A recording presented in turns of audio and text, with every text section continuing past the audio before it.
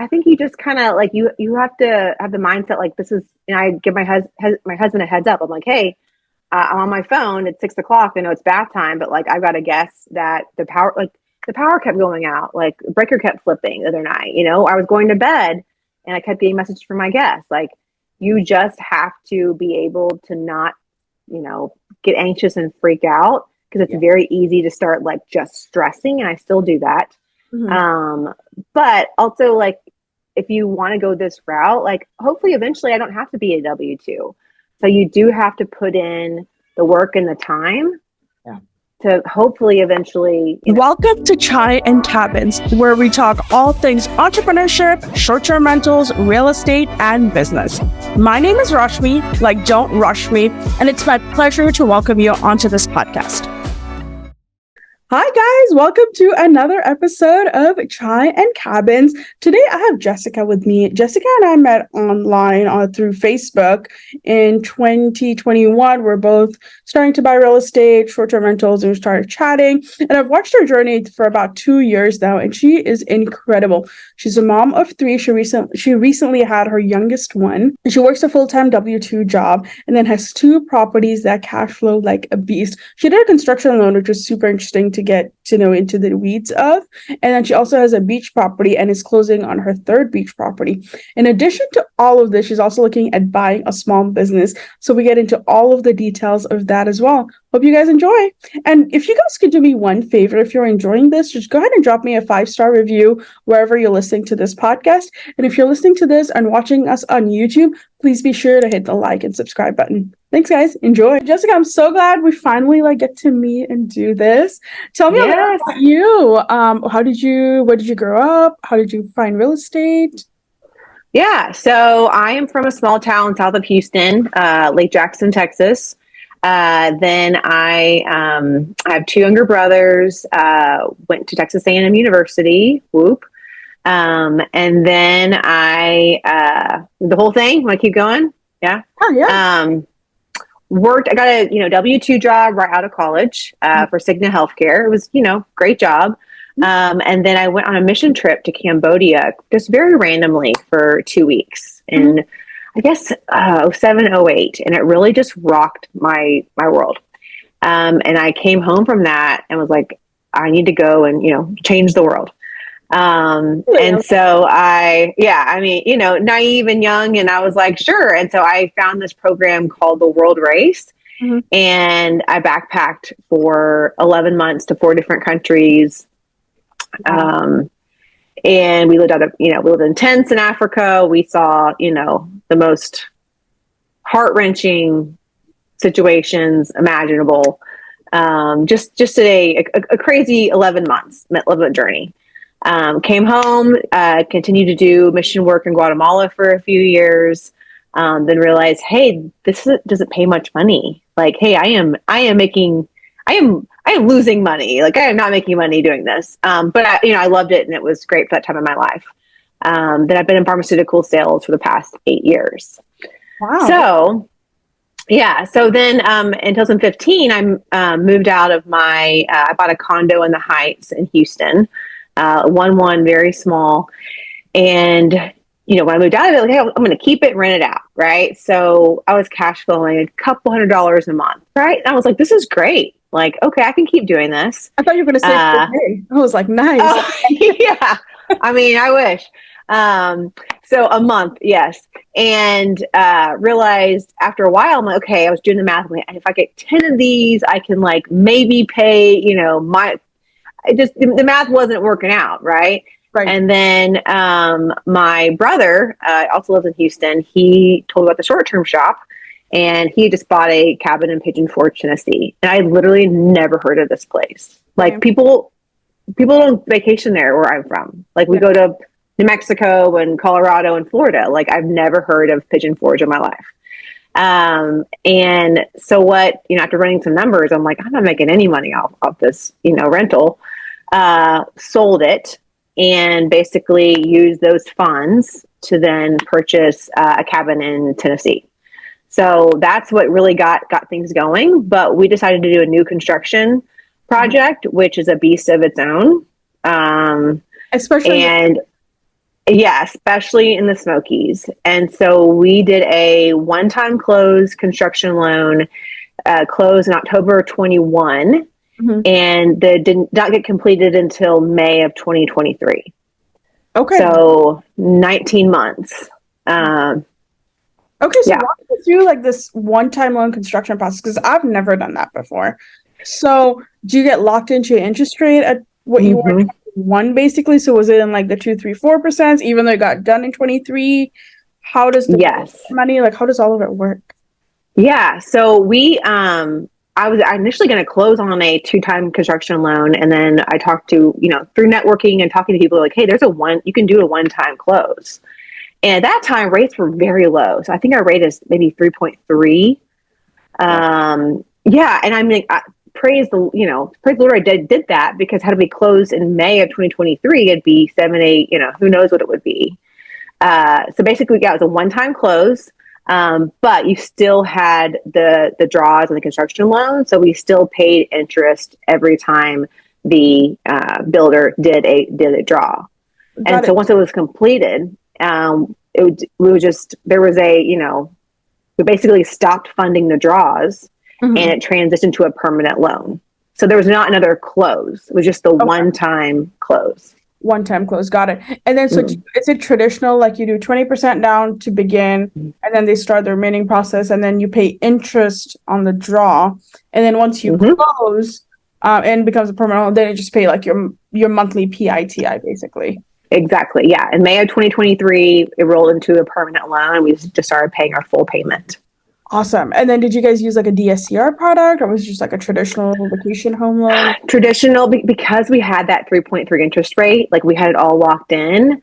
Like I really do want to do a cash out refi because we have a ton of equity in this, Really? but the rates just don't make sense right now. Yeah. So for right now, we're keeping it as is, until, if And rates drop. that brings up a really good conversation, right? Where, yeah, you could go out and refi, but if you don't know what to do with the money you're going to get back, because your cash flow is going to, be really tight at that point, Yes. or maybe even non-existent, depending on, how good the refi is. And then, so unless you have somewhere to invest it, and right now it's hard to find a good deal. It's possible, but it's hard, like it's much harder to Yes. work. It's better to keep what you have at 3.3 for what, 30 years fixed, right? Right. Yeah. And so we're cash flowing because we have our payment is, I think, all our PITI 3,600 maybe. Yeah. So yeah, it's fantastic. And we have all this equity in it because we bought it at, I think all in, it was like 938, 928, and that's with furniture and everything furnished. And when we purchased it, it appraised at 1.475. Wow. So you got like instant equity on the deal. Instant equity. Yeah.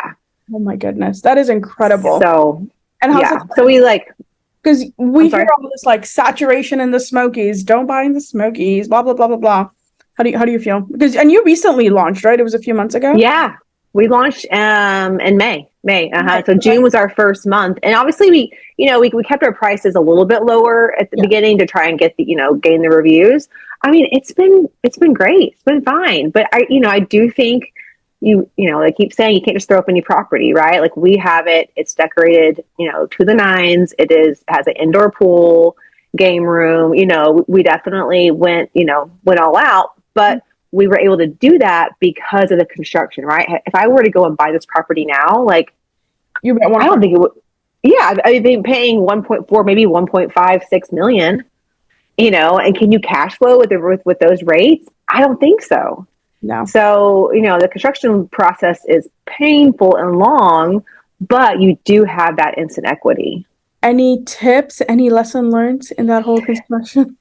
Yes. I watched So, through it, right? Like, so I remember us talking all these months, and yeah, yeah. I think it's, what they always say, oh, when we first purchased it, like, oh, 6 to 8 months. Like, oh, great. That sounds great. Then it was, 8 to 10, and it was 10 to 12, right? Like it kept being pushed. They're like, oh, January 2023, May of, so I think just be prepared, because if you are an anxious person that wants to start cash flowing, like, do not do that, because the builder will never, ever, ever be on time. They just won't. So you do need to have a lot of cash on hand.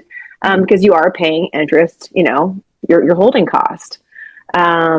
Also, it was a remote build and we didn't have someone there checking on things. And I should have done that.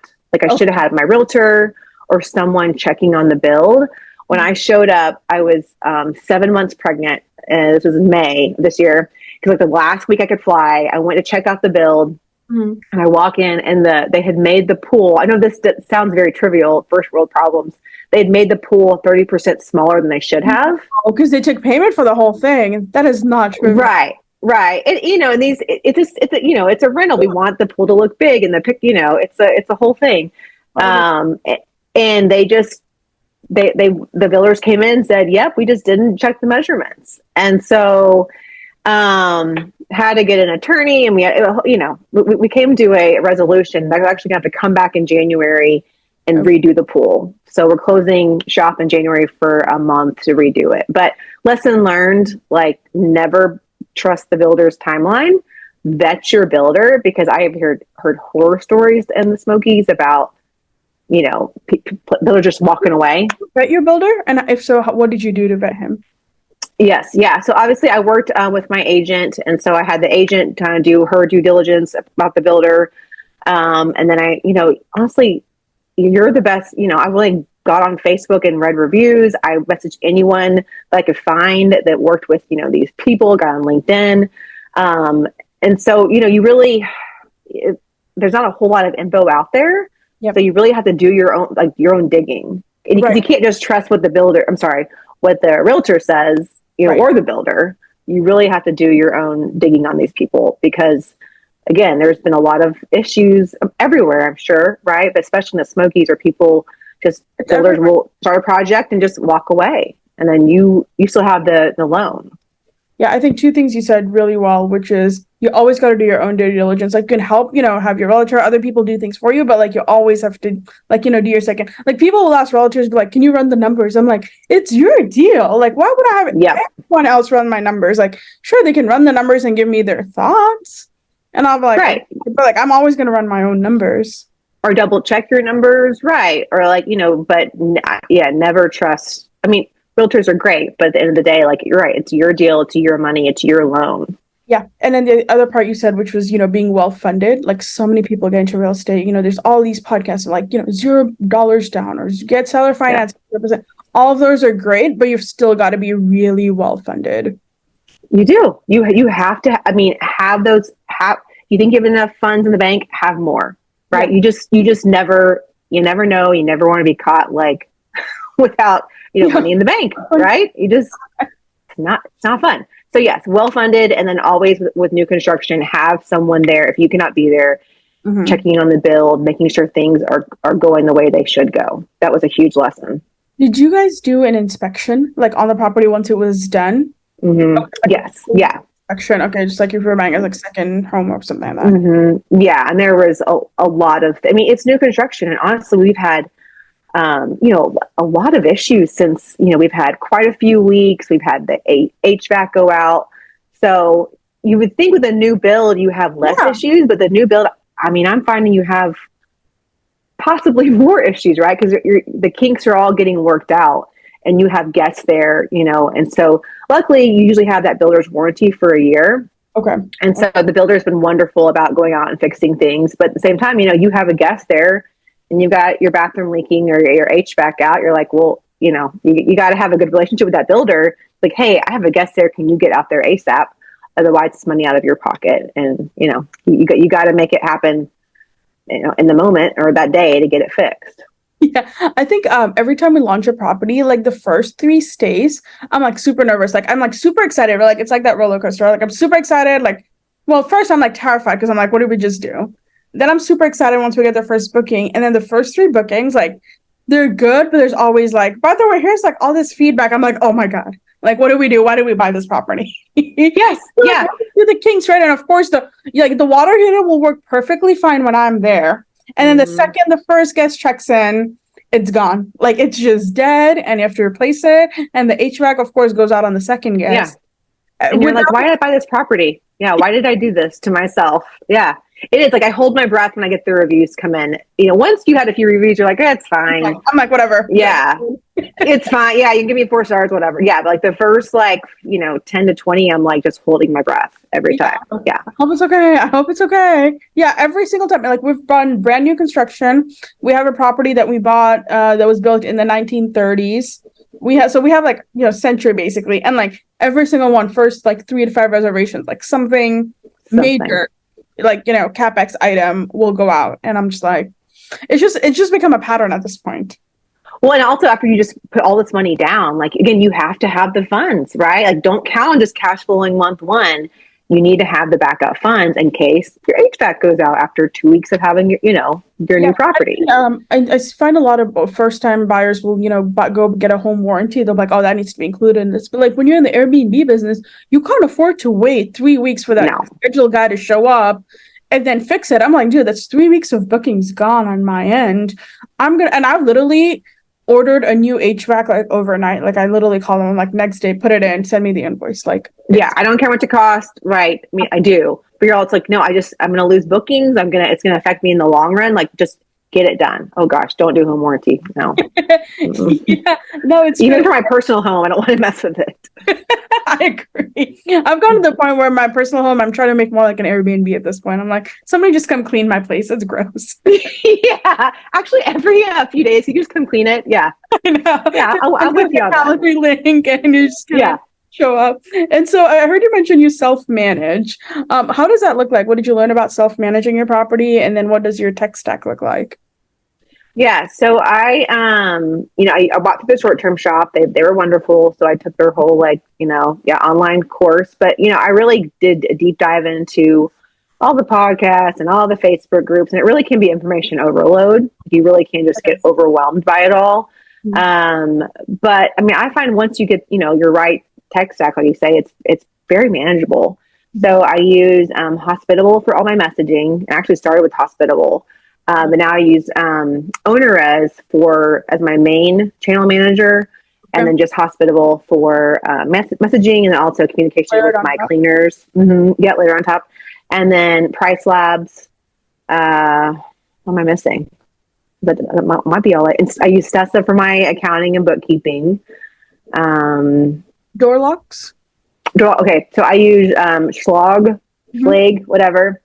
The Smokies. I had one of those in a beach property and just kept crapping out, if you will. So now I just have a regular old, not electronic. It does have a door code for my Port A property. Then I want to talk about your Port A property next. But before I forget, I actually heard a podcast years ago about beach properties and door locks just getting destroyed with salt water. And that's when I heard about Point Central. And this is not an advertisement for them. I literally just started using them on all of my because they work on cell phone range as opposed to Wi-Fi. So in Broken Bow, I have Wi-Fi issues because it's the middle of the forest, right? Sure, middle of nowhere, yeah. So we put in Point Central locks, and then even in my Fredericksburg properties, they're all most of them are on Point Central, not all of them. So we use a combination of Stage and Point Central. It is more expensive, off the bat, and I think it's $15 a month or something. But it automatically does all the door codes and stuff. But it works on cell phone, cell towers, as opposed to Wi-Fi. So it's a game changer for me. I don't have anything on the beach, so I don't know. But the reason I got them is because I heard a podcast where somebody in Gulf Shores who managed 130 properties on the Gulf Shores water was like, yeah, we made all of our owners get Point Central locks because they asked in basically the water, because I've heard a whole rust is a big issue on beach markets, and we manage a few with my partner. And in Port A, and I see it all the time. Our slates just keep going offline, and we went and put moisture packets in them. I've heard of that. Yeah. It worked, and then it just stops working. Yeah, that's where I got a point where I was like, you know what, I'm done. Right. I too many issues with check-ins, and luckily I have a lockbox with a key. But that was not a long. It just kept happening, and so I had my handyman go and buy the Ace Hardware in Port Aransas, just buy just a regular one. I have got a few locks. I kind of rotate. So, but no, I'm going to check that out though, because I did not realize that's the thing. I'm I happy never to heard of it. the way they get a Yale lock and then it goes to the Point Central facility and then they program it or whatever and then they ship it out and then my Oh, because they have to put the system in for it to work over like cell tower.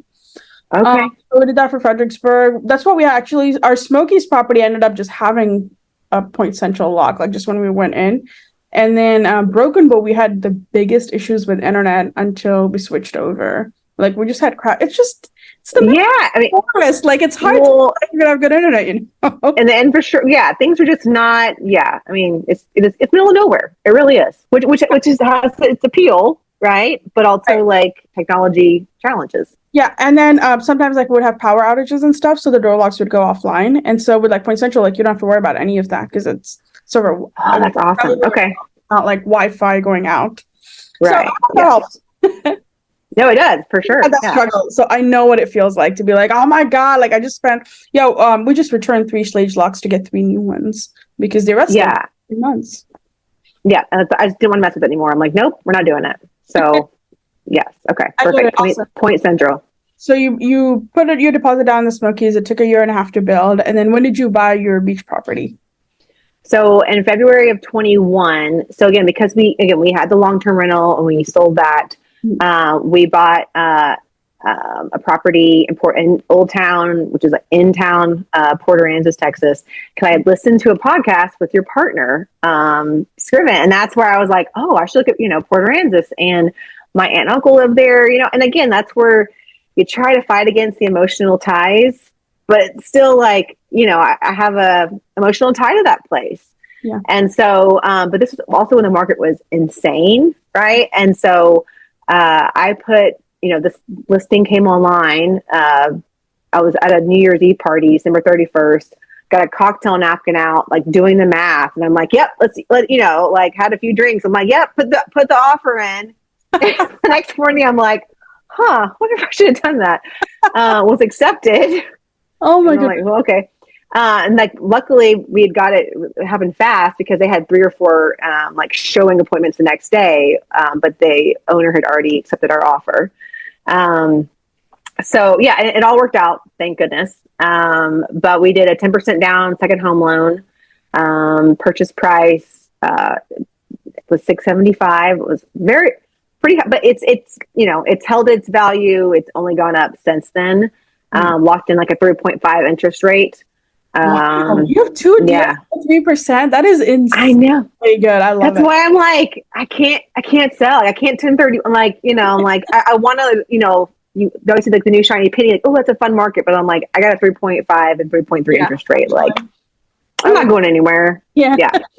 So that's been, we had about a 20% cash on cash return the first year and expect the same, this year. Definitely our ADR, everything's gone up this year, but also property taxes has increased, having properties in Texas, it's, that's why I love the Smokies.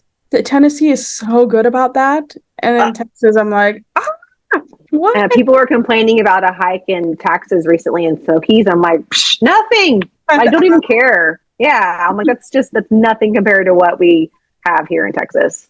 Yeah. So, yeah. That's awesome. How big is your Port A place? It is tiny. It is, it's 4 bedroom, 3.5 bath, but it's 1,400 square feet. Oh, wow. So, yeah, but they make very good use of the space. And there's 7 other homes. We have a shared pool. So there is an HOA, but it's nothing crazy. But I do think, it's in a great location. I can sleep 12. You can walk to everything where our house is at. So it's done very well. That's awesome. And so Port A, you said you had family there? That's how you found out about the market? So it was like for you? Yes, okay. it is. Yeah. My aunt and uncle live there. I've known about it growing up. Everyone in San Antonio for a while. It's where everyone in San Antonio and Austin goes. They don't go to Galveston, they go to Port A. It's just a fun little beach town. I love it. And are all your neighbors short-term rentals too, or are they? Yes. Long-term. Okay. I asked that question because a lot of people get freaked out when they hear like HOA, right? Or I have neighbors and this. And it's like, if all of your neighbors are like short-term rentals, then you're totally fine. Like you're not going to. But if they're all long-term rentals and you're the only one short-term renting, then I would start like being like, what's up? Yeah, I don't know if I wouldn't buy it. Well, I wouldn't do that. Yeah, exactly. Yeah. I wouldn't go down that path. Yeah. Yeah, but they all have management companies. I'm the only one that self-manages. Really? Do you in my community? I'm sorry? You vastly outperform them? You would have to, right? Yes. I can't imagine that. Yeah. Yeah. Like I know the numbers of some of the other ones because I talked with the management company and I mean, we've far exceeded what they're doing. I believe it. Yeah. I mean, because I see them. I'm literally just analyzing a condo in my market right now that we're bringing over. And yeah, they literally have the same price for every single day of the year. Christmas, New Year, random October 4th. Every single day is the same price. No weekday change, no weeknight, like nothing.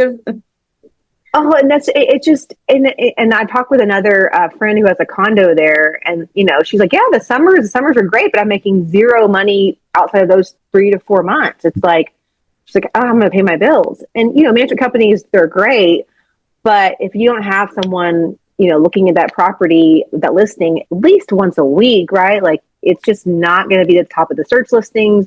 Your pricing is huge if you're not constantly playing with it. Like you're missing out on a bunch of money. I mean, it is what it is.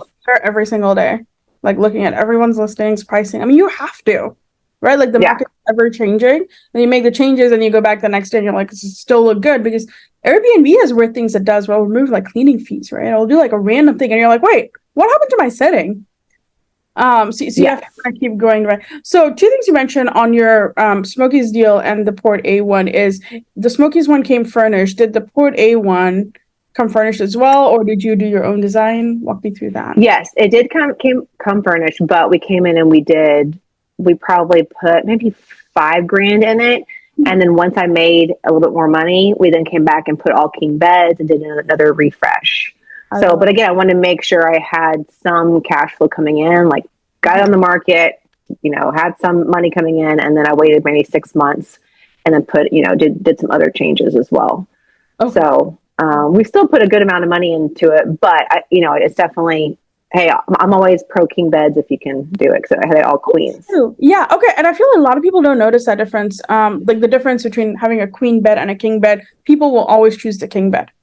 And I heard recently Airbnb is changing, it's adding a search feature for king beds. Pet friendly and king beds are adding those features. So I'm like, you for sure want the king beds. Are you pet friendly at both places? We are not, but I think we're going to start going pet friendly at our Port A property. And we have a new Port A property coming online in a few months. Really? And so that one will be pet friendly. Is it a new build? Tell me more. It's a new build. Yeah, that's new construction. So it's a new development that's in between. If you're in Texas, you probably heard about Cinnamon Shores. It's not in Cinnamon Shores. No. Okay, I love that. No. That's very high priced real estate right there. It is actually, it's a new development in between Cinnamon Shores South and North. Okay. So it's a same builder who actually built a lot of the houses in Port A, but it has a beach view. So it's like you can see the water, which is in Port A. That's huge. Yeah, because the condos have that, but a lot of houses don't have. Like in Galveston and Surfside, like that's kind of even Gulf Shores. Like you have are you first, second, third row? Port A is a little different, but you'll have a beach view. It's a 4-bed, 3.5 bath with a little plunge pool. Is he selling any more? Because I may have to go buy one. Yes. Yeah. So the first phase is completed or all sold out. And then they'll do a second phase. But it's a great spot. And so we're going halvesies with my parents. Actually, the loan's under their name because when we did this, we closed on it last year, and my DTI was just crazy because we had all this money going out from our new construction, but no money coming in. So even though we were only paying interest-only payments, the banks still look at your full payment that you will have. So we were, so our DTI was just like, was shocked. Crazy. So the loan is under my parents' name.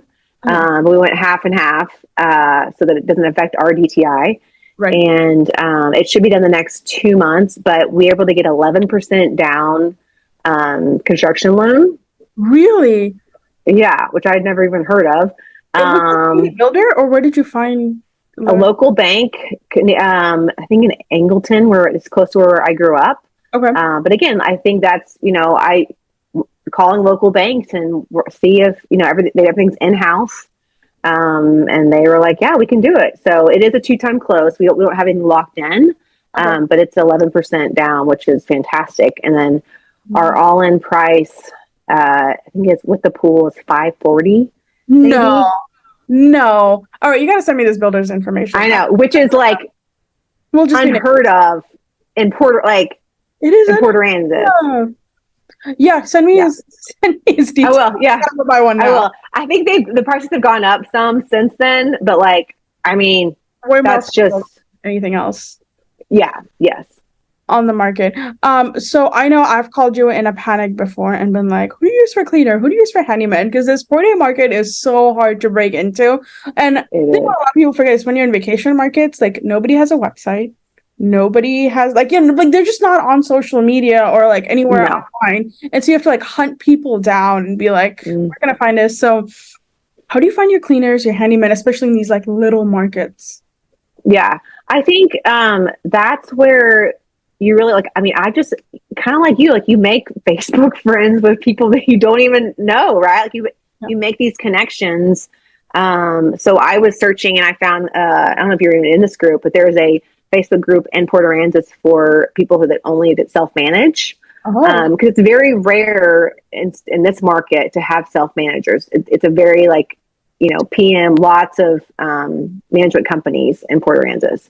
And so I, was going, on the Facebook group and friending people. And I found someone who had a house similar to mine, like a community over, and just added her as Facebook friend, reached out and, hey, do you mind having a few minutes to chat?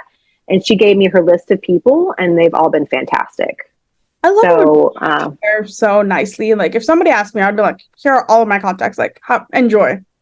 Yeah. And I think that's also everyone again, Port A and Smoky's very different market with cleaners and just cultural. It's just very different. Mm-hmm. But everyone's just very willing to help in this Port Aransas market. So, but again, you're right. You don't have the Smokies. You have cabin cleaner groups and you have a plethora of people to choose from. You don't have that in Port Aransas. So I have a few handymen. Again, they're all, contacts of people I just met through Facebook, and I don't know these people. I've never seen each other in real life. But they're just willing to help you out. And then it's a small town. So it's somebody knows somebody who does this, and that's how you connect. That is awesome. And yeah, I think I agree with the Smokies. When people tell me it's hard to self-manage in the Smokies, I'm like, try another market. This is managed Smokies is probably the easiest vacation market to self-manage. I literally had a guest destroy my pool table. I called 3 companies. The fact that there were even 3 companies I could call is crazy, but they all came out same day to give me a quote to refelt my pool table. Same day. Yeah. And I thought it was crazy that I'm talking about refelting a pool table. I was what's happening right now? Right. And you're like, okay, this is my life. Yeah. This is my life now. Yeah.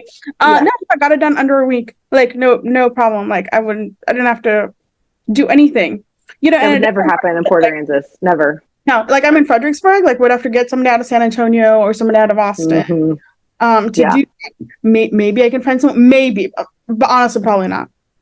Yeah. So you really have to be, depending on your market, you really either have to know a lot of people, or you have to just set expectations with your guest, or be willing to pay someone a lot of money to get something done in a timely manner. Because it just, it is what it is. You just don't have that access to people and resources, right? You just don't have the big stores in some of these smaller areas.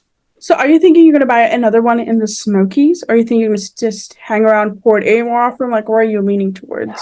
Yeah, I would love to buy another Smokies because of the, Texas is great, but the property taxes, they really kill your cash on cash. They just do.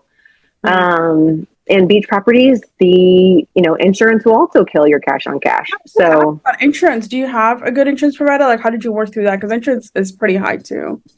Yeah, we actually we pay top dollar for our insurance company, but Harvey, when things in 17 just washed out Rockport and Port Aransas, like it could happen again, and so we have someone through Lloyd's of London.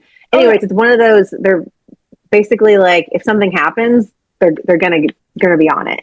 And there's something called demo tech companies, which they're fine. It is what it is, but they're not as reliable. For example, some of these demo tech companies in Florida basically just kind of pulled out. Like there's people who never got their claims paid. Mm-hmm. So we have a great provider, great carrier, but we're paying a lot of money for it. But that's also peace of mind. It is. That's 100%. And then do you guys also take the STR like revenue coverage where like, hey, like if I have a loss of rent, then you guys are paying me monthly revenues? Because we do. It's expensive, like 100%. Yes, we for sure have that. Yeah, like we pay extra money for that too. Because it's peace of mind. And if something happens, we want to pay our bills. Yeah, and it's cost of doing business. Like in my world, like it's just a cost. Like I've got to pay it. Yes. I feel the same way. Yeah, I'm like it's one of my line items on my expenses. Yeah. So one thing you mentioned was there's a big difference between like Smokies and Port A in terms of guests. What's different? How are they different? Because I've had the same experience. Like I know exactly what we're talking about. Oh, none of my Smokies guests watch this. Port Aransas, everyone is they're happy to be there. They are easy. They're just very low maintenance. Mm-hmm. They give me raving reviews. I've had one or two, you can hear a crying baby in the background, that have been a little bit, hard to deal with. But my Smokies guests, very high maintenance. Very high maintenance. Yes. Yeah. The same thing. Did you go see your little one? No, I'm texting my mom. Okay. She's 3 months old. Oh, 3 months old. You should bring her on camera. Yeah. She's adorable. Yeah. Well, she'll be screaming, so that's lovely. I'm gonna turn on the sound machine for my mom. Yeah, this is my life right now. So this is So third and last baby. Sorry. Okay, so you have a job. You have 3 kids. Yes. You self-manage 2 properties, a third one. How in the world do you manage everything? Because that is a lot.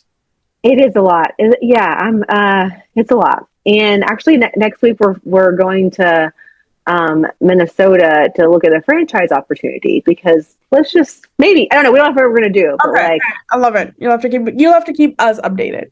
Yes, I'll let you know. But yeah, I think luckily, I think having the tech stack is huge, right? And you gotta stay. I have time blocks every day where I'm checking my pricing, where I'm, I have certain things I do. But you do. Yeah, it's not a passive business by any means. I mean, especially again, Port A, very easy. Smokies, like I'm talking to my cleaner almost once a day about something, about some kind of.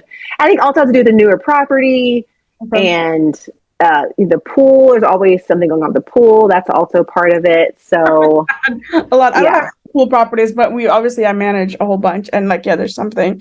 They make great money, like they're cash cows. But man, there's always something like in the pool. It's either green, there's a leaf in there, something stops working. Like there's something. Yes. Yeah. So I think if you're buying a pool property, you have to go in knowing like there's gonna be a lot of extra expenses. Yep. It will cash flow more, but we have to be ready for again, like stuff's gonna go wrong, stuff's gonna break. Yeah. So a lot of people talk about, especially on social media, like work-life balance. Like I don't pick up my phone after 4 or 5 or whatever time it is, and I'm like, that doesn't happen, and especially not in the short-term rental world, right? Yeah. How do you handle like all of this work-life balance stuff? Yeah, I mean, I think you just kind of like you have to have the mindset like this is. I give my husband a heads up. I'm like, hey, I'm on my phone at 6 o'clock. I know it's bath time, but like I've got to guess that the power kept going out, like the breaker kept flipping the other night. I was going to bed and I kept getting messages from my guests. Like you just have to be able to not, get anxious and freak out because it's very easy to start like just stressing. And I still do that. Mm-hmm. But also like, if you want to go this route, like hopefully eventually I don't have to be a W-2. So you do have to put in the work and the time. Yeah. to hopefully eventually, retire. But until then, until this side gig is, fully funding my 3 daycare bills, and my mortgage and all the rest of our expenses, like you just, gonna be juggling it. Do you work from home, or do you have to be in the field? I'm in the field every day. Yeah. Oh, man, so your phone must be going off all the time. Yeah. So it's, I'm out and about. I mean, I'm on maternity leave right now, but normally I'm out, calling on doctors, about 9 to 10 offices a day. Wow. Girl, you're crushing it. I don't know. Some days I feel like I'm just barely, keeping my head above water.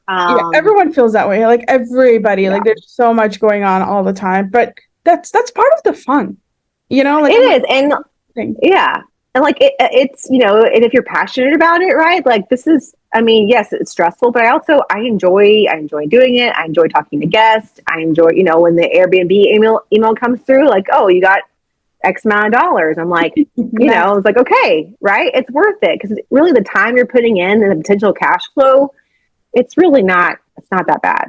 Yeah. Yeah, that's awesome. So I know you're getting ready to buy your next property, hopefully closing in the next few months, looking at a franchise opportunity. Anything else you're looking forward to? Anything else you guys are planning to buy? No, the next big thing would be a franchise in Houston. So that's going to be, I was talking with an SBA lender today, about getting a small business loan. So right now we're either going to go that route or we're going to go another property. Well, we'll close on our second Port A property next month, hopefully. Okay. The new construction. And so, but I'm using the funds that we've made so far for this franchise, potential franchise. Yeah. So that would be the next big thing. And then is the aim to take money from what the franchise makes in terms of like, small business and then go and reinvest that into another real estate asset? Exactly. Yep. Mm-hmm. I'm just going to keep potentially cash flowing both of these to fund more real estate. I love it. I'm in a lot of like Twitter, and I'm active on like real estate Twitter. And that's what everybody talks about. Like, buy a boring small business, make it profitable, take the cash from there, do that. And you're going the franchise model, right? Which I talked to a lot of franchise people, and I like it because you have all the systems in place already. So you're not like reinventing the wheel and putting in fees and things like that. Right. Taking the cash from that and going out and buying more real estate. Exactly. Yeah. I mean, I'm not at the stage of my life, the W-2 and real estate, 3 kids. Like I can't just start a business. Like I can't. Right. So I think franchises have their pros and their cons, but you're really buying a business in a box. Mm-hmm. And again, I'm not sure if we're going to do it or not. We're going to, going to go check it out. But that's very, if it's going to cash flow and it's a minimal investment, like, it could be a great opportunity to, again, buy more real estate. That's awesome. You're crushing it, girl. I love hearing all of this. I appreciate you telling me that. I don't know if I feel like that. It's so hard, especially as women, to kind of see how much we do and how far along we've come, because you're so like in the trenches, right? And like, so am I, and like, you don't realize. And when I hang out with people outside of real estate, they're like, how do you do it all? I'm like, do what? Like, this is just normal to me. Like, it's not that cool. Yeah. I mean, I don't know. You just make it happen, right? Yeah. Like you figure it out. Like, I don't have a lot of time to myself ever, and that's okay, right? This is the season of my life where I'm temporary. It's right. It's go, and it's commit. But like, this is not going to be this way forever. Are you trying to hire a virtual assistant? Is that in some part in your plan? I will. Yeah. So I think if we do this franchise, like I'm going to spend more time doing that. And so I will hire a virtual assistant. I'm really hopefully with the pricing, because guest communications, honestly, it's not terrible, but I really need someone to just handle my pricing. Mm-hmm. And because that is something you have to do again on a daily basis. Yeah. So, I'll probably give them more. I would almost tell you the other thing, keep pricing to yourself and then hand off the guest. Really? Okay. That's good. Because the pricing, like that's like that's like $100 an hour task. Like, it can make or break you, with like guest comm, like somebody can take on like you can even hire like a local co-host, right? Or not a local co-host, but like a virtual co-host, right? So like you're not just, when a message comes in, they're handling it kind of thing. And there's so many agencies now where you can just be like, here's $200 a month and you just handle all of my guest comm, right? I know it's easy, but it just takes that one thing off your time. No, I mean, honestly, now that you say that, I'm like, oh yeah, that's why I'm looking at this all wrong. I just got to a point where like the Airbnb notification just like started giving me like a little bit of anxiety. Like I was like, oh no, like Same. what more, right? Like 100%. and so I hired my first VA when I couldn't afford it. Like I just couldn't afford it. But I was like, I'm gonna lose this business if I don't hire them. And so I did hire, and then I was thinking about it, and then the week before, so December 24th, 2022, with properties in 3 different states, all of them freeze on Christmas Eve, and I'm hosting Christmas Eve dinner.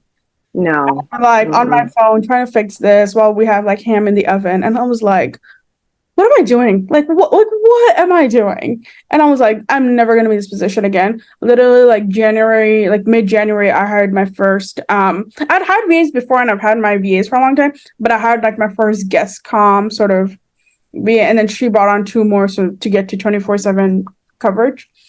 But I just had to do it. Like I was like, I can't keep doing this. Like I'm gonna burn out.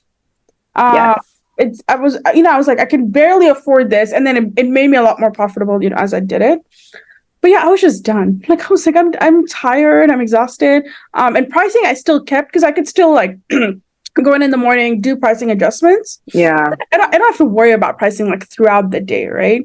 But like guest comm, like you've got to be on it the second. Like, you're right. No, that's a great point, because there's so many times I'm at night and I'm literally talking to they call me or I'm messaging and I have like a crying baby and I'm like, I can't not answer this, right? Like I have to. Right. Right. I have my auto messages, but it's still like, you're right. I get a thing from Airbnb, a ping, and I'm like, and now they add this new one where it's like, so-and-so arrives in 8 days. I'm like, don't tell me that. Like, cool. Just give me, yeah, I don't care. Just tell me what I need to know. Right. You're right. That's a great perspective. Well, like, because I can. I always keep, sorry, I didn't mean to cut you off. I just meant to say I always keep all the high dollar tasks to yourself until you can, offload them. But the lower level kind of tasks, guest comm, little things on Airbnb, that kind of stuff, like outsources right away, graphic design, moving your photos around, changing listing description, all of that, outsource it. Okay. When we talk next, I'll probably have hired, I'll talk to you to get me some recs for that. Yeah. Yeah. That's awesome. I'm so glad we got to catch up. Thank you for having me on. And I just love watching your journey as a businesswoman, and just you're talking about crushing it. You're crushing it. Like, I'm like, what are we doing? Yeah. But it's all, again, it's like, I feel like if I wasn't busy and going crazy, like I'd probably be like, I'd find something else to do. Yeah, I'm having anxiety at my job because I'm like, well, I don't have anything else. Knowing me, I'm freaking out wherever I am. Yeah, exactly. Yeah, I'd be doing this with something else. So it's like, I might as well be doing it and making money, right? Or attempting to make money, right? And I think it's a really fun business. I feel like we talked about Airbnb and like all this stuff, but like 95% of that time, it's a stunning business. You get to deal with really nice people, get to be there for a lot of people's special occasions. I like the properties we own. Like, I'm proud of them, like they're feel good assets. Yeah. Yeah. Like everything we have 2.5. It's like, these are nice properties. Really nice. Like, I've seen the properties. They're really nice. Yeah. Like they're nicer than my personal home. Like, I know, like I posted, I'm funny to post it on social media because I want people to think, these are second homes. Like, no, these are not my second homes. So these are like, 100%. Yeah. Like we go maybe once a year. Like, these are 100% investment. It's like showing you my stocks, right? Like, this is not my second home. And I think if you're not in this industry, it's like, you just think you have all these second homes. It's like, no. This is for money making. Yeah. Yeah. Uh-huh. No, so good catching up. I'll put all your social media links down here, so if people want to connect with you, they can go on there. I have them all over here. Awesome. Well, thanks for having me on, Rashmi. It was so good seeing you, girl. Take care. Tell your little one. Okay. Yeah, she's still screaming, so I'm gonna go. Yeah, take care. Yeah. All right, you have a good one. Bye.